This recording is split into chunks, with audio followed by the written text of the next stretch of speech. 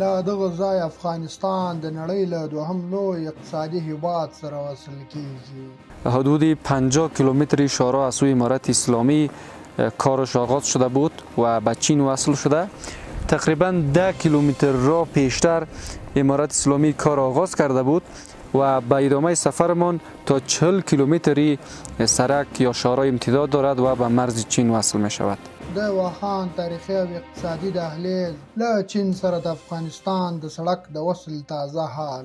نن گریدر و لنگر رو آبپاشی کرده آوار کرده میان که خدا خواسته باشه اگر شوه تا مرز چین تصمیم داریم که همگیش خوب آوارکاری و اساس کار بکنیم. ممکن خدا خواسته باشه تا تیر ما رو تصمیم داریم که تکمیلش کنیم. د ورېښمو دا تاریخي او مهمه اقتصادي لار بیا احیا شوي او سړک د چین تر سرحد رسیدلی دی چې اوس د سړک د ځینو برخو د هوارۍ چارې روانې دي. کوریدور واخان هرگاه به مرحله نهایی برسه، یعنی با شرایط فعلی و پیشرفته امروزی ساخته شود، این میتونه که افغانستان به نقطه ترانزیت کشورهای منطقه مبدل کنه و یک اهمیت خاص دارد. واخان د افغانستان په شمال ختیځ کې 350 کیلومتره اوږده سیمه ده چې یو سر یې بدخشان او بل سر یې د چین شینجیانګ سره لګیږي. واخان د اهمیت له امله د افغانستان ګوته شمارل کیږي.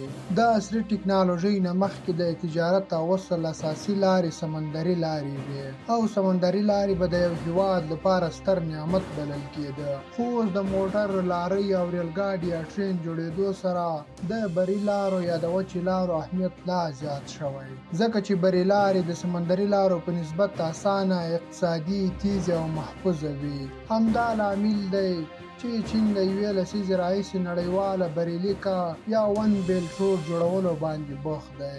یا د لیکه به 155 هیوادونه خپلو کې سره وصل کړي او د چین رسد ته به اساني ور په برخه کړي. جاده ابریشم از مسیرهای مهم و استراتژیک برای افغانستان می باشد. جایی که قرار داریم آخرین نقطه پامیر خرد در افغانستان است که با کشور همسایه چین وصل می شود و جاده ابریشم هم از همین مسیر عبور می کند و فعلا در این جاده قرار داریم. این جاده یکی از مسیرهای مهم و تاریخی برای افغانستان می باشد که تاریخ بشر را دگرگون کرده و جهان را به یک شبکه تبدیل کرده است. البته در طول چندین سال و روی کار آمدن حکومت‌ها و ادارات گوناگون افغانستان هیچ گونه توجهی به این جاده مهم نکرده. زمانی که امارت اسلامی روی کار آمد تصمیم گرفت که جاده ابریشم را به چین وصل کند.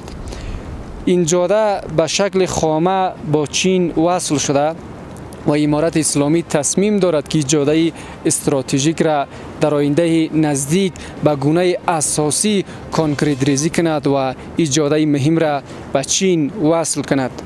با وصل شدن این جاده افغانستان به یک شاهراه ترانزیتی در جهان تبدیل خواهد شد و نقش بزرگ در رشد اقتصادی افغانستان دارد.